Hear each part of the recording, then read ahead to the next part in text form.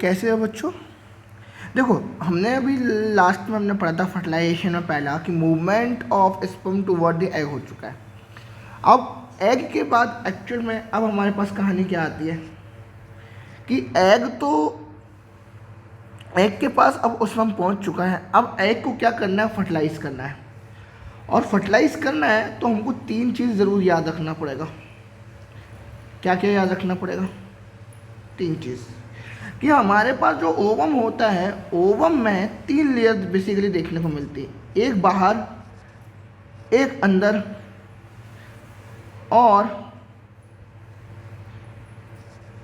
एक उसके और अंदर। तीन लेयर देखनी पड़ती हैं। बाहर की लेयर का नाम क्या है? Corona radiata. कोरोना रेडिएटा जो कि फॉलिकुलर सेल की एक अरेंजमेंट, रेडियली अरेंजमेंट सेल से मिलकर बना है। और इन सेल के बीच में भरा रहता है क्या बेटा? एसिड। और एसिड का नाम क्या है?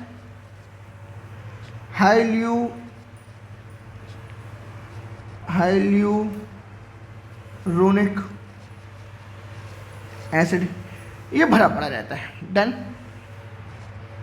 है ना?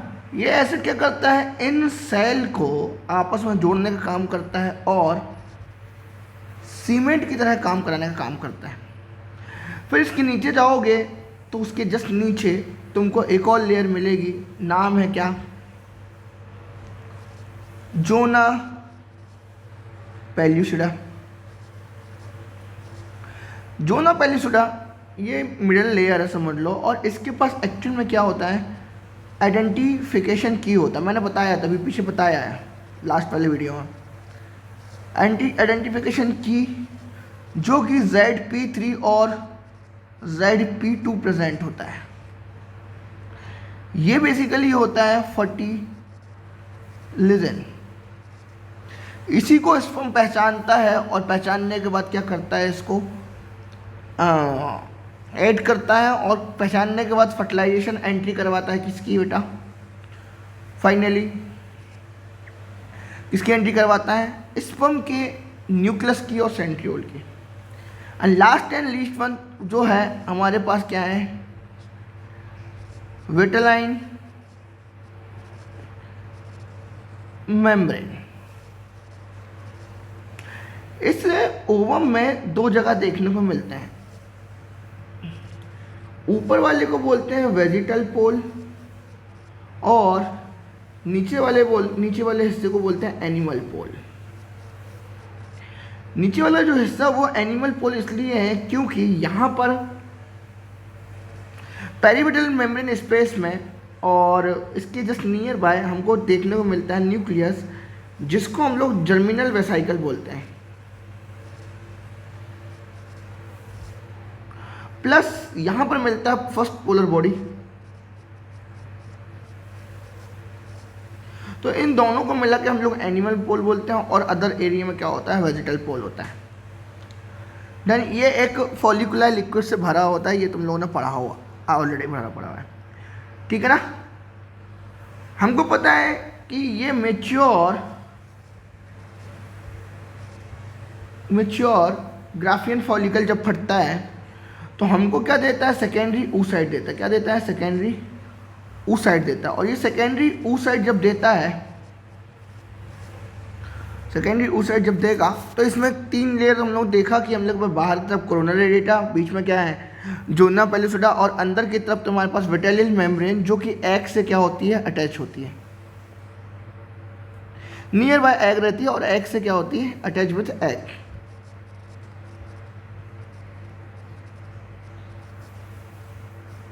ठीक है, कोई दिक्कत इसमें किसी को? अब बेसिकली क्या होता है? जैसे ही क्या होता है, स्पर्म की एंट्री हो जाती है एग के साथ।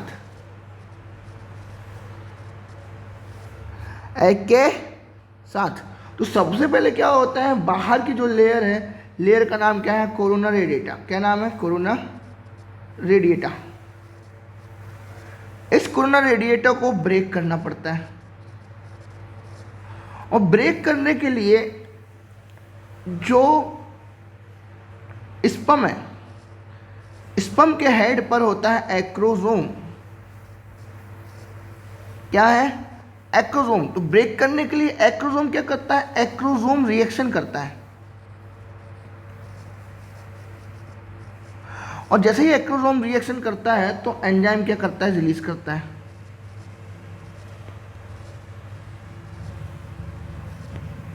जैसे एंजाइम रिलीज हुआ तो ये एंजाइम जो रहेगा वो एंजाइम नॉर्मली एंजाइम नहीं होता है। एक्चुअल में ये एंजाइम कोरोना लाइसिन एंजाइम और कोरोना पेनिट्रेटिंग एंजाइम होता है। कोरोना लाइसिन और कोरोना पेनिट्रेटिंग एंजाइम होता है। देन अब ये कोरोना पेनिट्रेटिंग एंजाइम क्या है? एंजाइम के पास एक्चुअल में एक एसिड है जो कोरोना रेडिएटर में प्रेजेंट होता है। इस एसिड को तोड़ने वाला, ब्रेक करने वाला एंजाइम होता है ब्रेकिंग एंजाइम प्रेजेंट होता है। और ब्रेकिंग एंजाइम अगर प्रेजेंट है तो उसका नाम जो होता है हाइड्रोजोनीडेज एंजाइम। ठीक है, ये कोरोना रेडिएटर को क्या कर देता है? ब्रेक कर देता है। अब कोरोना रेडिएटर तो टूट गई, अब नीचे मिलती है तुमको एक और लेयर, और उस लेयर का नाम रहता है तुम लोग को जोना पेल्यूसिडा। जोना पेल्यूसिडा, इसके पास स्पेशल प्रोटीन रहता है GP3 और GP2। GP3 और GP2। ये GP3, ZP3 और ZP2 इनको हम लोग बोलते हैं बेटा क्या? फर्टिलाइजिंग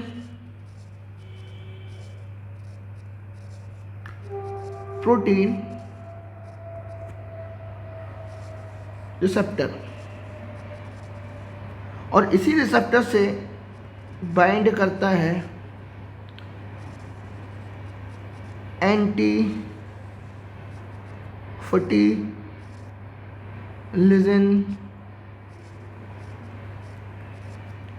प्रोटीन ऑफ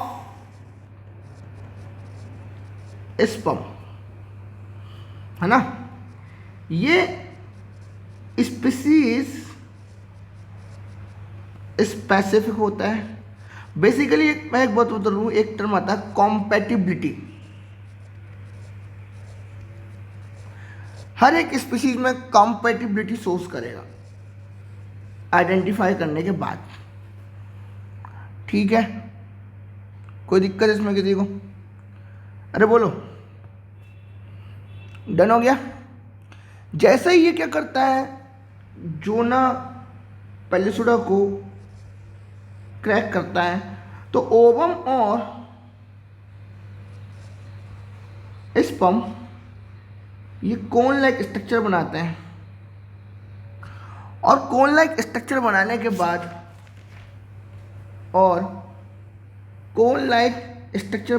बाद एक्रोसोम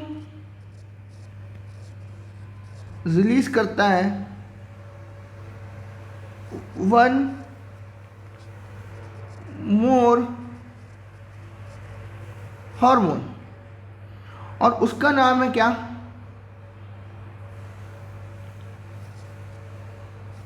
एक्रोसिन और जोना लाइसिन हार्मोन। इस एंजाइम का जहाँ पर भी इफेक्ट होता है उस एरिया की ये मेम्ब्रेन को क्या कर देता है? मेम्ब्रेन जो थिक थी बिकम थिन, और जैसे ही ये मेम्ब्रेन बिकम थिन होती है तो dissolution of dissolution of membrane occur होता है, और जैसे ये हुआ तो होगा क्या, होगा ये कि होगा ये कि जो ओवम था और जो स्पर्म था, स्पर्म ने कौन बनाया था और ओवम ने भी कौन बनाया था ऐसे ही। तो इस एरिया का क्या हो जाएगा, डिसोल्यूशन हो जाएगा, और हमारे पास ये जो न्यूक्लियस रहेगा इसका, और न्यूक्लियस के साथ प्रॉक्सिमल सेंट्रियोल, प्रॉक्सिमल सेंट्रियोल और न्यूक्लियस ऑफ स्पर्म क्या कर जाएगा, enters into the ovum except tail enter नहीं होती। पर यहाँ एक चीज और पढ़ने वाली बात है। क्या पढ़ने वाली बात है? पढ़ने वाली बात यह है कि जो मेमेलियंस होते हैं, तो क्या होते हैं मेमेलियंस, ये जो मेमेलियंस होते हैं, ये जो मेमेलियंस होते हैं, ध्यान रखो, ये मेमेलियंस में क्या होता है कि ओवम के अंदर जो स्पर्म रहता है ये पूरा होल स्पर्म एंटर्स करता है। बट ह्यूमन बॉडी में only न्यूक्लियस प्लस सेंट्रियोल ही क्या होता है, एंटर होता है। ठीक है, कोई दिक्कत इसमें किसी को? देखो, सेंट्रियोल एंटर होता ही लिए, enters into the ovum cell because ovum does not have any type of centriole। अगर इनके पास एनी टाइप ऑफ सेंट्रियोल नहीं है तो प्रॉब्लम क्या है? प्रॉब्लम ये है कि सेंट्रियोल अगर एब्सेंट हो गया, सेंट्रियोल अगर एब्सेंट हो गया तो cell division does not possible in ovum. अगर डज नॉट पॉसिबल नहीं होगा तो फिर जायगोट जो फर्टिलाइजेशन के बाद बना है, ये जायगोट कैसे एम्ब्रियो में कन्वर्ट होगा? जब क्या नहीं है, सेल डिवीजन ही डज नॉट पॉसिबल नहीं है ओवम में, तो जायगोट तो मान लो बन गया पहले, अब नहीं होना जायगोट से एम्ब्रियो, हाउ इज पॉसिबल ये फॉर्म होगा? समझने मेरी बात को, समझे? समझ रहे हो? तो एम्ब्रियो नहीं बनेगा, एम्ब्रियो नहीं बनेगा तो स्वाभाविक की बात है बेटा कि फिर प्रेगनेंसी कैसे लीड होगी। इतनी बात आई समझ में? तो इसलिए सेंट्रियोल क्या करता है, स्पर्म को जाता है, कोई दिक्कत नहीं। अब देखो जरा ध्यान सुनना, मैंने तुमको पहले ही बताया है कि ओवम के अंदर क्या होता है बेटा, ओवम के अंदर ओनली सिंगल स्पर्म क्या करता है, only single sperm fertilised, only single sperm क्या करता है बेटा, फर्टिलाइज करता है। और बाकी के जितने भी होते हैं सबको क्या कर दिया जाता है, रोक दिया जाता है। अब ये रोकेंगे कैसे? रोकेंगे ऐसे कि as soon as possible,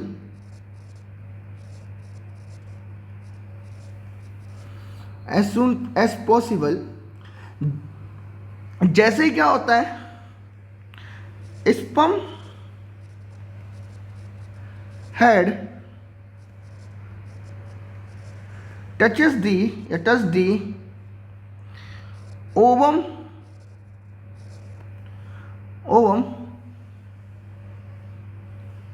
ovum vitelline membrane,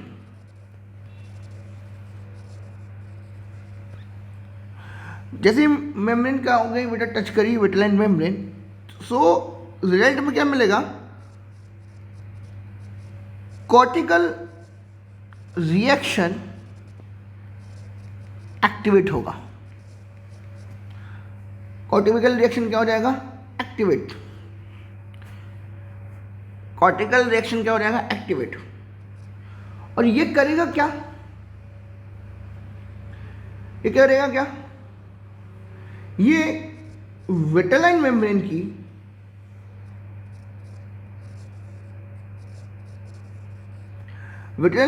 की जो भी पोलरिटी थी, विटेलाइन मेम्ब्रेन पोलरिटी क्या कर देगा, डीएक्टिवेटेड हेयर। मतलब मैं तुम्हें बता दूं, हमने क्या देखा था, कोरोना जोना पेलुसिडा के टाइम पे जो स्पर्म कोन बना के इससे अटैच हो रहा था, तो एक्चुअली ये थिन हो रही थी। और जब ये मेम्ब्रेन थिन हो रही थी, किसकी, ओवम की, है ना, ओवम की मेम्ब्रेन क्या हो रही थी, थिन हो रही थी। जब ओवम की मेम्ब्रेन थिन हो रही थी तो एक्चुअल में यहां पर होता डीपोलराइजेशन। तो इस डीपोलराइजेशन को हम लोग क्या करना है, अगेन डीएक्टिवेट करना पड़ेगा कि all after the enter of first fertilisation, ठीक है, after the enter of fertilisation, ठीक है ना, after the fertilisation of first fertilisation और स्पर्म एंट्री,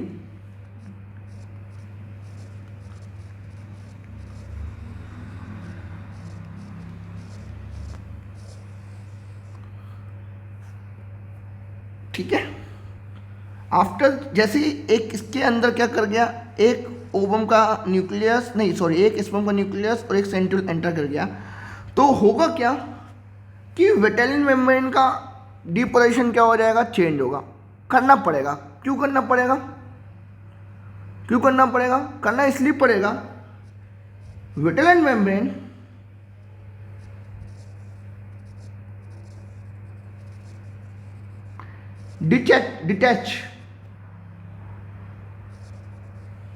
डिटैच और एक और वर्ड है यहां पर, क्या वर्ड है, डिस्टिंक्ट। विटेलाइन मेम्ब्रेन डिटैच और डिस्टिंक्ट व्हाट, प्री नहीं है, वो क्या है, पेरी विटेलाइन स्पेस। ये देखो, ये तुम्हारे पास क्या था, पेरी विटेलाइन था, इसके ऊपर जोना क्या था, ये कोरोना रेडिएटा, ये जोना पेलुसिडा, और इसके पास क्या था, ये विटेलाइन मेम्ब्रेन, और इसके बीच में क्या है, स्पेस है। इस स्पेस को क्या कर देगा, वो दूर कर देगा, डिटैच कर देगा, डिटैच ऑफ मेम्ब्रेन, और बेसिकली क्या, डिस्टिंक्ट ऑफ स्पेस को इंक्रीज कर देगा विटेलाइन मेम्ब्रेन। जैसे ये करेगा तो जो अदर स्पर्म है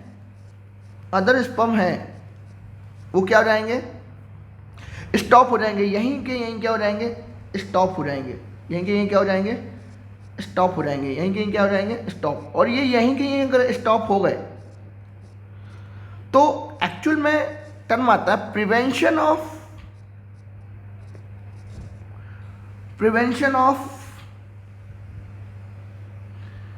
फर्दर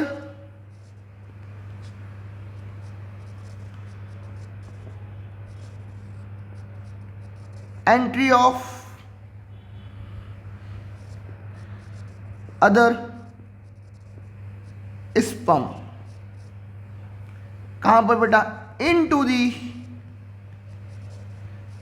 एग के अंदर क्या होती है बेटा? फर्दर एंट्री करने से रोकता है।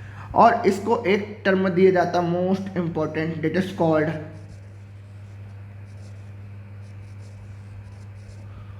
पॉलीस्पर्मी। बहुत सारे स्पर्म को रोकने का procedure that is called polyspermy बोलते हैं। ठीक है ना? डन हो गया। और ये जो रिएक्शन रहती है कॉर्टिकल रिएक्शन बहुत ज़्यादा ही फास्ट होती है। फर्टिलाइजेशन हुआ और फटाक से इसका मेम्ब्रेन चेंज हो जाता है। डन। अब जैसे ही स्पर्म का न्यूक्लियस और सेंट्रियोल एंटर हुआ किसके अंदर बेटा? किसके अंदर हो चुका है एंटर? ओवम के अंदर एंटर हो चुका है। अब क्या होगा? अब होगा ओवम कौन सा? ये एक्चुअल में अनफर्टिलाइज है, अभी फर्टिलाइज हो गया है, एंट्री कर गया है। कौन? ऐसा समझ लो कि एक्चुअल में अभी स्पर्म एंटर कर गया। ठीक है ना? तो बेसिकली सेकेंडरी oocyte था और हमको अनफर्टिलाइज ओवम बोल रहे हैं। सेकेंडरी oocyte तो इसके अंदर क्या एंटर कर गया? ओवम एंटर कर गया, स्पर्म एंटर कर गया। तो इस ओवम के अंदर क्या हो रहा है कि स्पर्म की एंट्री हो रही है। तो ये ओवम क्या करेगा? Ovum completed meiosis 2 and metaphase 2 और रिलीज करेगा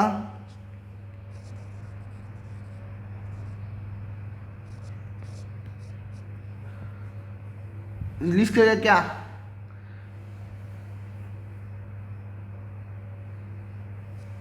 एग रिलीजेस हियर। और एक और बनाएगा क्या? Second polar body. Now the nucleus of ovum और egg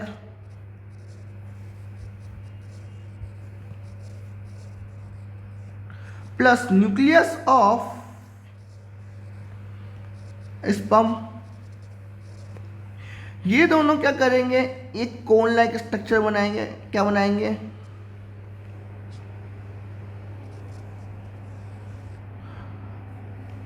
they are called pronucleus and centriole एक काम करेगा इन दोनों के बीच में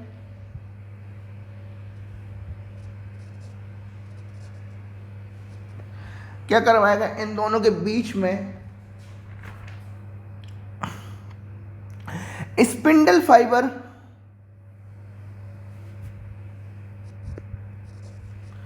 माइटोटिक स्पिंडल फाइबर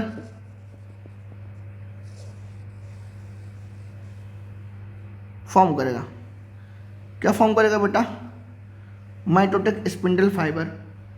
और जैसे ही माइटोटिक स्पिंडल फाइबर फॉर्म हुआ तो जो न्यूक्लियस रहेगा, न्यूक्लियस का जो क्रोमोसोम रहेगा, क्रोमोसोम ऑफ बोथ, दोनों न्यूक्लियस के अंदर क्या क्रोमोसोम है? Chromosome of both pro nuclei inter mix होंगे और फाइनली फर्टिलाइजेशन इज अकम्प्लिश्ड हो जाएगा। फाइनली क्या हो जाएगा, फर्टिलाइजेशन क्या हो जाएगा बेटा, कंप्लीट हो जाएगा। डन, ठीक है। जैसे क्या होगी, स्पर्म की एंट्री हुई किस में बेटा, एग में। एग में एंट्री हुई तो मियोसिस सेकेंड कंप्लीटेड, और मियोसिस सेकेंड कंप्लीट हुआ, मियोसिस सेकेंड क्या हो जाएगा, कंप्लीट हो जाएगा।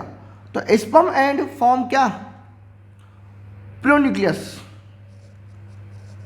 स्पर्म एंड ओवम दोनों क्या करेंगे, प्रो न्यूक्लियर फॉर्म करेंगे। प्रो न्यूक्लियस फॉर्म होने के बाद इन दोनों के बीच में, बिटवीन प्रो न्यूक्लियस क्या होगा, स्पिंडल फाइबर फॉर्म होंगे।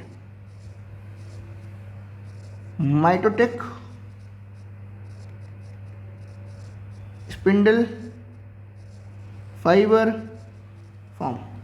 और जैसे ही ये माइटोटिक स्पिंडल फाइबर फॉर्म हुए तो ये क्या कराएंगे, इंटर मिक्सिंग करा देंगे। क्या करा देंगे, inter mixing of pro nuclei, ठीक है ना। और फाइनली फर्टिलाइजेशन कंप्लीट हो जाएगा और जाइगोट का अब हो जाएगा फॉर्मेशन। किसका फॉर्मेशन हो जाएगा बेटे लोग, जाइगोट का। जाइगोट का फॉर्मेशन हुआ तो उसके लिए अगला प्रोसीजर जो होगा वो होगा फ्यूजन ऑफ, ये देखो fusion of, activation of ovum हो गया। क्या होगा, एक्टिवेशन ऑफ ओवम। और एक्टिवेशन ऑफ ओवम के बाद हमारे पास आएगा fusion of egg and sperm. देखो एक्टिवेशन ऑफ मैं बता देता हूँ कहाँ से है। ये जो प्रोसीजर है, इसके बाद ये वाला प्रोसीजर, इसी को बोलते हैं एक्टिवेशन ऑफ ओवम। कि स्पर्म की एंट्री हुई, meiosis two complete, meiosis metaphase two complete, release of for second polar body and egg fertilised egg reach करेगा। न्यूक्लियस आपस में इंटरमिक्स होंगे बाय द हेल्प ऑफ किसके जैसे, किसकी वजह से, सेंट्रियोल के वजह से। और सेंट्रियोल ही क्या करेगा, स्पिंडल वाइव फॉर्म करेगा और दोनों मिक्सिंग को मिलवाएगा और फाइनली जाइगोट का फॉर्मेशन होगा। बिना इसके सेंट्रियोल के बिना क्या नहीं होगा, और सेल का डिवीजन भी होने वाला नहीं है। Fusion of egg and sperm, ये लास्ट प्रोसीजर होता है। इसमें होगा क्या, covering of male and female pro nuclei degenerate allowing the chromosome pairing. Pro nuclei क्या हो जाएगा, डीजनरेट, और प्रो न्यूक्लियाई डीजनरेट हो जाएगा तो फाइनली इसके बाद क्या हो जाएगा बेटा, क्रोमोसोमल पेयरिंग अकर्स होगी।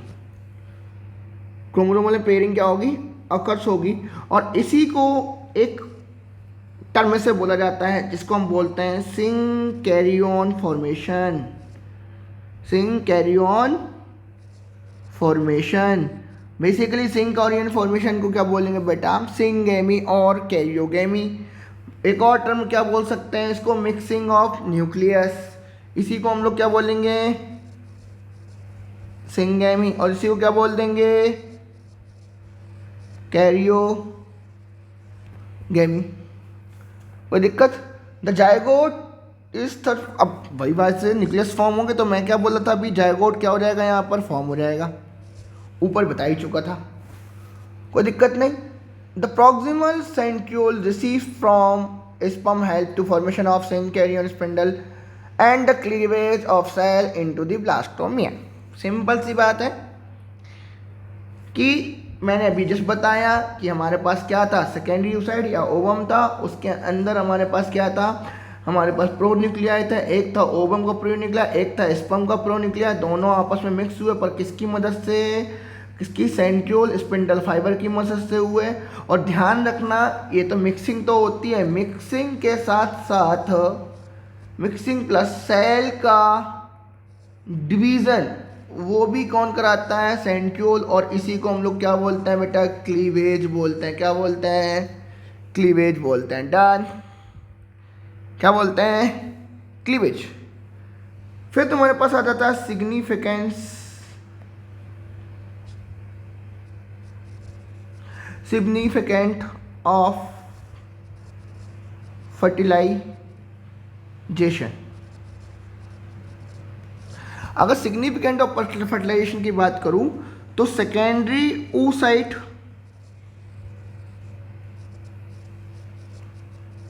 कंप्लीट मियोसिस 2 और मेटाफेज 2। डन। दूसरा, डिप्लॉयड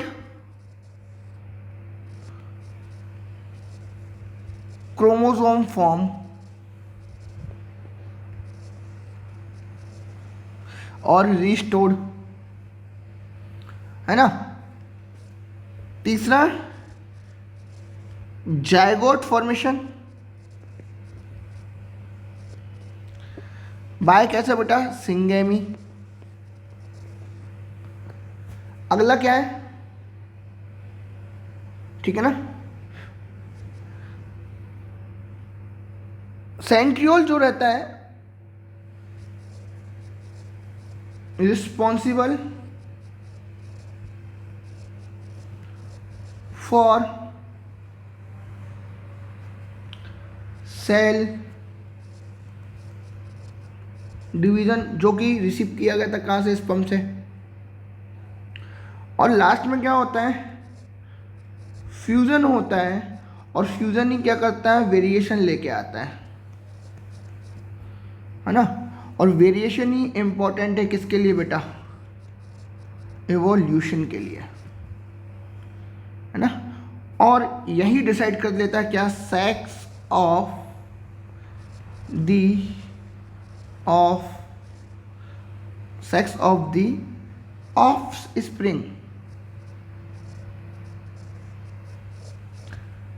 ठीक है, कोई दिक्कत नहीं बेटा, बताओ। अब हम लोग पढ़ेंगे बेटा नेक्स्ट लेक्चर में एम्ब्रियोनिक डेवलपमेंट,